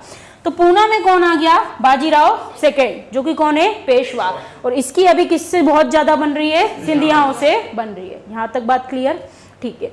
सो क्या हुआ कि यहाँ पर जब है मराठा कॉन्फेडरेसी बहुत ही वीक हो गई थी, कि बाजीराव सेकेंड कुछ भी यहाँ पर डिसीजन लेता था तो लोग इससे बहुत ही परेशान थे, जिसके चलते यशवंतराव होलकर का एक छोटा भाई हुआ करता था जिसका नाम था विट्ठू जी। क्या नाम था? विट्ठू जी। जिन्होंने मुझसे एंग्लो मराठा वॉर पढ़ा उनको याद होगा, क्या पढ़ाया था? विट्ठू जी। सो ये जो विट्ठू जी नाम का व्यक्ति है, इनका भाई है, ये एक्सपीडिशन पे निकल गया और अपने इंदौर से निकलकर अपनी रियासत को छोड़ते हुए पूना में घुस गया और पूना में जाकर उनकी टेरिटरी में इसने एंटर कर लिया। जब एंटर कर लिया तो पेशवा कौन है इस समय? बाजीराव सेकेंड। और इसको एडवाइस देने वाला कौन है? सिंधिया। तो जो पेशवा में बाजीराव सेकेंड और सिंधिया, इन लोगों ने मिलकर डिसीजन लिया कि जो विट्ठू जी नाम का व्यक्ति है इसको हाथी के पैर के नीचे कुचलवा दिया जाए। एज ए रिजल्ट विट्ठू जी की क्या हो गई? डेथ हो गई। विट्ठू जी की डेथ हो गई मतलब होलकरों पे तो कलंक लग गया कि आपका भाई यहाँ पर मारा गया। बदला लेने कौन आएगा? यशवंतराव होलकर। कनेक्ट हो पा रहा है? ठीक है। यशवंतराव होलकर जो है वो बदला लेने के लिए जाएंगे। अब बदला लेना है उसके पहले एक चीज हो जाती है कि जब यशवंतराव होलकर यहाँ से ढूंढने के लिए किसको निकला? पेशवा बाजीराव सेकेंड को। और वो कहाँ पर बैठा हुआ है? पुणे में बैठा हुआ है। तो इसको ये बात समझ में आ गई कि अगर ये यहाँ आ गया तो मुझे तो मार दिया जाएगा, तो मैं क्या करूं? तो भाग कर जाते हैं दुश्मनों के पास और उनसे मदद मांगते। तो अधिकतर ये लोग भाग कर जिनके पास जाते थे वो होते थे ब्रिटिशर्स। तो ये जो यहाँ पर पेशवा है ये किसके पास भाग के गया? ब्रिटिशर्स के पास भाग के गया और इसने बताया कि होलकरों में यशवंतराव होलकर जो है वो मुझे ढूंढने निकला है और मेरी मदद कीजिए। सो मदद करने के लिए अंग्रेजों ने बोला कर देंगे मदद, बदले में हमसे ट्रीटी करो। As a result Bajirao second ने एक ट्रीटी करी जिसको क्या बोला गया? ट्रीटी ऑफ बसीन। कब करी? 1802 में करी। सो 1802 में इसने एक ट्रीटी करी जिसका नाम था ट्रीटी ऑफ बसीन। और इस ट्रीटी ऑफ बसीन में एक इंपॉर्टेंट चीज है कि इसने यहाँ पर एक चीज साइन कर दी थी, दैट वाज सब्सिडरी अलायंस। क्या साइन किया? Subsidiary alliance. सब्सिडरी अलायंस के 3 मतलब होते थे, हम शुरू से पढ़ते आ रहे हैं। सबसे पहले आपको अपनी आर्मी को क्या करना है? बैन करना है, डिसबैन करना है। दूसरा अगर हम बात करें तो कोई भी other European other than britisher आपकी सर्विस में नहीं होगा। एंड थर्ड पॉइंट की अगर हम बात करें तो थर्ड पॉइंट क्या था यहाँ पर? Yes, no treaty with any other European. तो इसने क्या करा? मराठाओं के हाथ कटवा दिए। किसने कटवा दिए? बाजीराव सेकेंड ने। तो फिलहाल के लिए तो सिंधिया इसके साथ है, बट इनको थोड़ी देर बाद समझ में आएगा कि अरे ये क्या डिसीजन ले लिया यहाँ पर बाजीराव सेकेंड ने। सो 1802 में बाजीराव सेकेंड ने ब्रिटिशर्स के साथ मिलकर कौन सी ट्रीटी करी थी? ट्रीटी ऑफ बसीन, जिसके चलते उसने क्या साइन किया? सब्सिडरी अलायंस, कि पूरे मराठाओं का जितना भी राइट्स है वो सब किसको सरेंडर कर दिए? ब्रिटिशर्स को। मराठाओं को ये बात समझ में आई कि क्या काम कर दिया इसने। सो एज ए रिजल्ट मराठाओं ने डिसाइड किया कि हम लोग ब्रिटिशर्स के साथ क्या करेंगे? फाइट करेंगे। और फाइनली यहाँ पर बैटल होता है जिसको बोलते हैं सेकेंड एंग्लो मराठा वॉर। क्या बोलते हैं? Second Anglo Maratha war. चलो ट्रीटी कब करके आया ये? 1802 में। क्या हुआ उससे connect? Second Anglo Maratha war. ये होगा आपका 1803 से लेकर 1804 के बीच में। मराठाओं को समझ में आ गया कि ये तो हमारे पूरे के पूरे राइट्स सौंप आया उनको। सो इन्होंने डिसाइड किया हम ब्रिटिशर्स से क्या करेंगे? फाइट करेंगे। और क्या होता है? Anglo Maratha war. एंग्लो मतलब ब्रिटिशर्स हो गए और मराठा मतलब सब मराठा हो गए। अब क्या हुआ, तो सभी मराठा यहाँ पर लड़ रहे हैं। मराठाओं में आपने किस किस के नाम सुने, बोलो फटाफट। सिंधिया, भोसले हो गए, देन होलकर्स हो गए, गायकवाड़ हो गए और पुणे में पेशवा हो गए। यहाँ तक चीज क्लियर, ठीक है। अब सबको मिलके किससे लड़ना है, ब्रिटिशर्स से लड़ना है। तो सब अपनी अपनी जगह लड़ रहे थे, बट यशवंतराव होलकर ने डिसाइड किया मैं अपनी लड़ाई जो है सेपरेटली ही करूंगा। तो सेपरेटली ये भी अपना लड़ने जाते हैं, उधर से भोसले भी आते हैं, उधर से सिंधिया भी आते हैं, सब मिलकर किससे लड़ते हैं, ब्रिटिशर्स से। And second Anglo Maratha war के अंदर मराठाओं की क्या हो जाती है, हार हो जाती है। मराठाज वर डिफीटेड, और डिफीट होने के बाद क्या करना पड़ता है, ट्रीटी। यहाँ तक बात क्लियर, ठीक है भाई। अब ट्रीटी कर लेते हैं। तो ट्रीटी में आपको ट्रीटीज के नाम यहाँ पर याद रखने हैं कि ट्रीटीज की अगर हम बात करें तो कौन कौन सी ट्रीटी यहाँ पर होती है। तो यशवंतराव होलकर ने एक ट्रीटी करी जिसको क्या बोला गया, ट्रीटी ऑफ राजपुर घाट, जो किसका अंजाम हुआ करती थी, सेकेंड एंग्लो मराठा वॉर की। बात समझ में आ रही है, ठीक है। सेकेंड एंग्लो मराठा वॉर के बाद यहाँ पर ट्रीटी करनी पड़ी जिसका नाम क्या है, ट्रीटी ऑफ राजपुर घाट। कौन सी ट्रीटी करी इन्होंने, ट्रीटी ऑफ राजपुर घाट। जब ट्रीटी करिए तो ये तो वही दे पाएंगे जो इनके पास में होगा, और इनके पास में अभी क्या है, ये आपका मालवा वाला एरिया है। तो इस ट्रीटी के चलते यशवंतराव होलकर ने कुछ पर्टिकुलर एरिया सरेंडर कर दिए थे। कहाँ के, तो जो चंबल का नॉर्थ वाला एरिया है वो पर्टिकुलर एरिया, प्लस बुंदेलखंड वाला एरिया जो है वो इन्होंने अब किसको सौंप दिया था, यहाँ पर ब्रिटिशर्स को सौंप दिया था। ठीक है, अब याद करो वो पहला लेक्चर जो मैंने आपको पढ़ाया था, फॉर्मेशन ऑफ एमपी। समझ में आया कि मराठाओं से किसके हाथ में गया था, ब्रिटिशर्स के हाथ में चला गया था नॉर्थ वाला एरिया। तो यहाँ पर इन्होंने जो ट्रीटी करी उसका नाम क्या है, ट्रीटी ऑफ राजपुर घाट। उसके अलावा मैंने आपको बताया बाकी सब मराठा भी लड़ रहे हैं किनसे, ब्रिटिशर्स से। तो सबने अलग अलग ट्रीटी करी। फॉर सपोज अगर मैं बात करूं, यहाँ पर बात करें हम भोसले की, तो भोसले ने जो ट्रीटी करी थी उसका नाम था ट्रीटी ऑफ देवगांव। क्या नाम था, ट्रीटी ऑफ देवगांव। फिर अगर हम बात करें सिंधियास की, तो सिंधियास में आपको याद रखना है ट्रीटी ऑफ सूरज अंजनीपुर, या अंजनी गांव बोलते हैं, ट्रीटी ऑफ सूरज अंजनी गांव। ये किसने करी थी, यहाँ पर सिंधियाओं ने। कैसे याद रखोगे, एस से सिंधिया और एस से सूरज अंजनी गांव की संधि। फिर अगर हम बात करें यशवंतराव होलकर ने क्या करी है, राजपुर घाट की संधि करी है। भोसलों ने क्या करी है, ट्रीटी ऑफ देवगांव। तो ये सारी ट्रीटी कौन सा बैटल के बाद हुई थी, सेकेंड एंग्लो मराठा वॉर। यहाँ तक चीजें क्लियर, ठीक है। तो this is all about Yashwantrao Holkar, इनकी लाइफ के क्या क्या मेजर इवेंट रहे, इनकी ब्रेवरी की वजह से ही इनको क्या बोला गया, Napoleon of central India.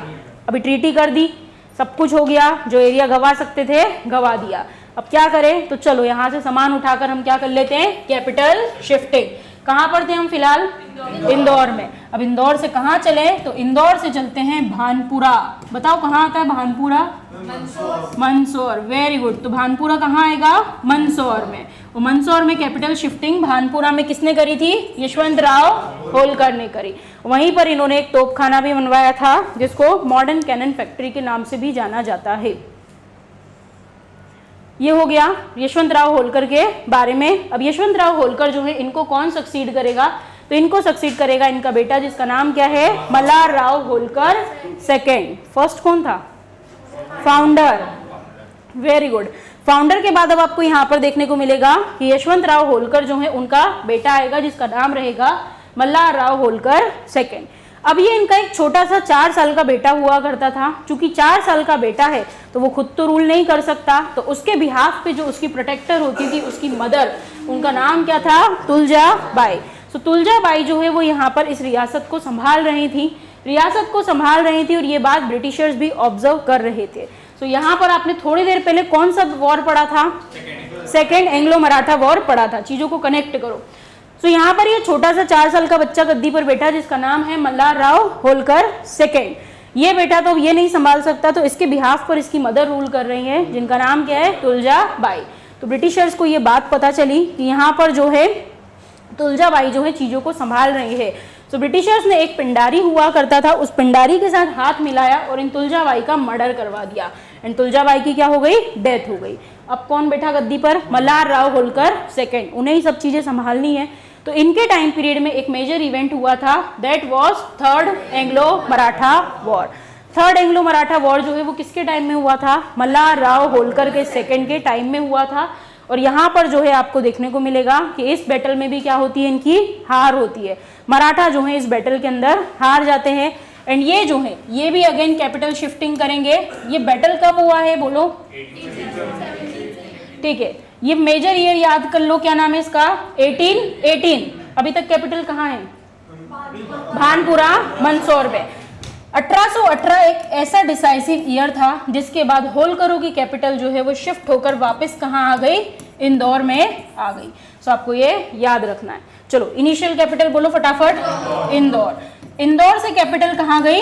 Maheshwar. किसके टाइम में गई? देवी अहिल्याबाई के टाइम पीरियड में गई। फिर महेश्वर से वापस कहाँ आई? इंदौर। किसके टाइम में आई? तुकोजी राव। याद रखो ना, इनके सोल्जर ने तो क्या किया? सक्सीड किया। तो फिर कहाँ आ गई? इंदौर आ गई। फिर इंदौर से आपको देखने को मिला नेपोलियन। कौन है? यशवंत राव होलकर। यशवंत राव होलकर जो है ये इंदौर से वापस कहाँ ले गए? भानपुरा मंदसौर। फिर यशवंत राव होलकर के बाद कौन आया? मल्हारराव सेकेंड।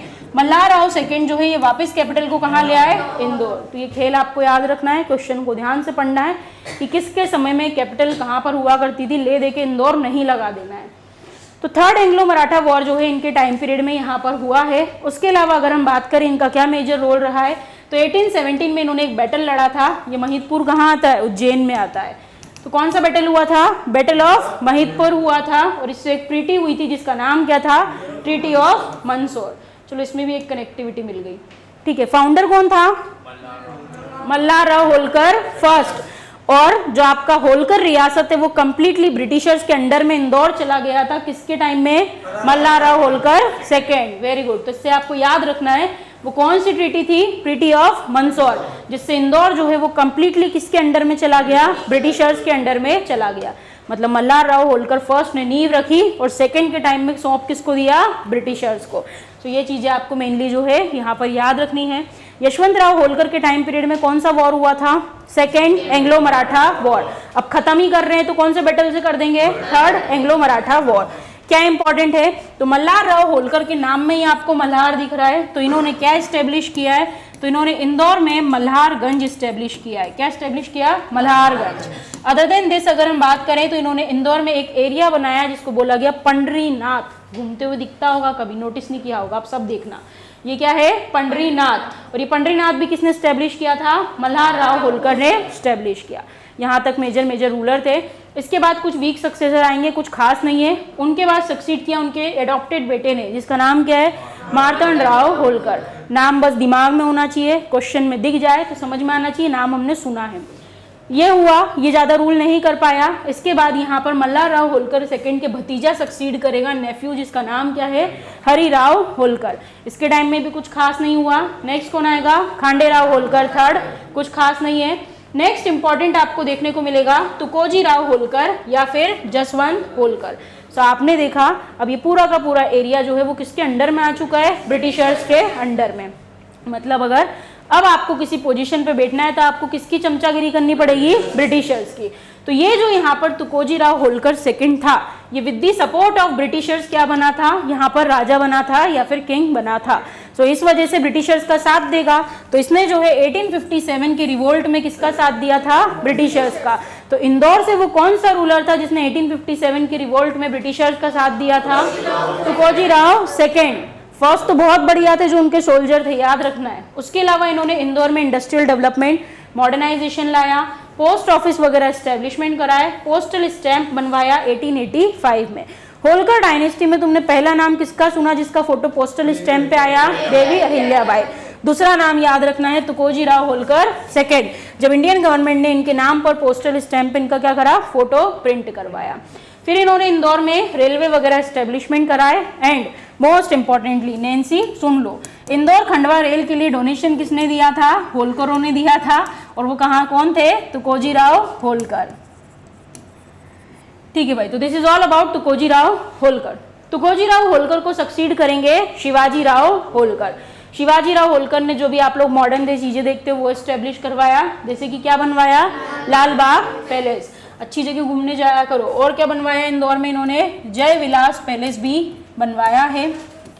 ये जय विलास पैलेस आपको वहां भी दिखेगा ग्वालियर में, बट वही मेन है, उसी को याद रखना, इसको याद मत रखना, ठीक है। तो क्या बना, जय विलास पैलेस बना, उसके अलावा यहाँ पर लाल बाग पैलेस बना, एंड ये क्या है, होलकर साइंस कॉलेज। ये अपनी कोचिंग से उधर के नीचे जाओगे तो जो दिखेगा वो किसने बनवाया है, शिवाजी राव होलकर ने, याद रखना है।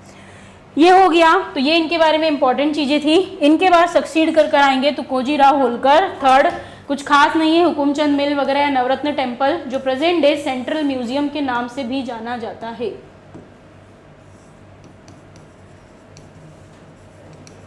इंदौर में ही है। अच्छा, इससे एक चीज याद आई, देवी अहिल्याबाई म्यूजियम कहाँ है, देवी अहिल्याबाई म्यूजियम महेश्वर, कहाँ है, महेश्वर, ये याद रखना है कुछ चीजें, और ऐसे ही क्वेश्चन फंसते हैं।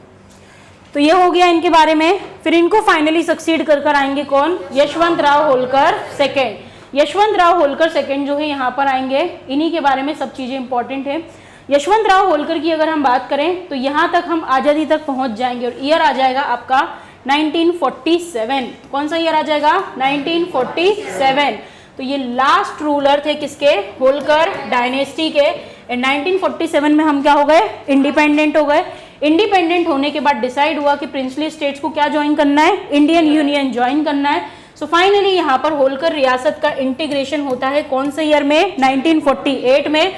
और उसे साइन जिन्होंने किया था वो कौन थे, Yashwant Rao Holkar third, sorry second. फिर से याद रखना है कि जब इंडियन यूनियन के साथ हमने साइन किया या ज्वाइन किया, उस समय में कौन रूलर हुआ करते थे, यशवंत राव होलकर सेकेंड, जिन्होंने यहाँ पर मर्जर के लिए डॉक्यूमेंट को साइन किया था। ये इंपॉर्टेंट हो गया। और एज वेल एज ये क्या है, last ruler of Holkar dynasty भी है।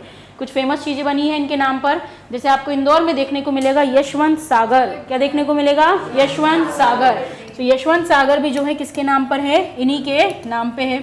उसके अलावा एमबाई हॉस्पिटल का नाम सुना है, ठीक है, मेरा बर्थ इधर ही हुआ है ना, इसको एमबाई, ये नहीं आएगा एग्जाम में, एमबाई हॉस्पिटल बोलते हैं। तो क्या फुल फॉर्म है, महाराजा यशवंत चिकित्सालय। बहुत बड़ा हॉस्पिटल है, बहुत बढ़िया हॉस्पिटल। तो यहाँ पर भी किसके नाम पे बना है, Yashwant Rao Holkar. And last one is Holkar stadium. Holkar stadium भी किनके नाम पे बना है, इन्हीं के नाम पर बना है। तो आज हमने कौन सी डायनेस्टी कंप्लीट करी, होलकर डायनेस्टी। ये होलकरों का शासन था, किसने क्या इंपॉर्टेंट चीजें करी वो हो गया। एंड यहीं से फिर अब आपका इंदौर डिवीजन स्टार्ट होगा। ओके।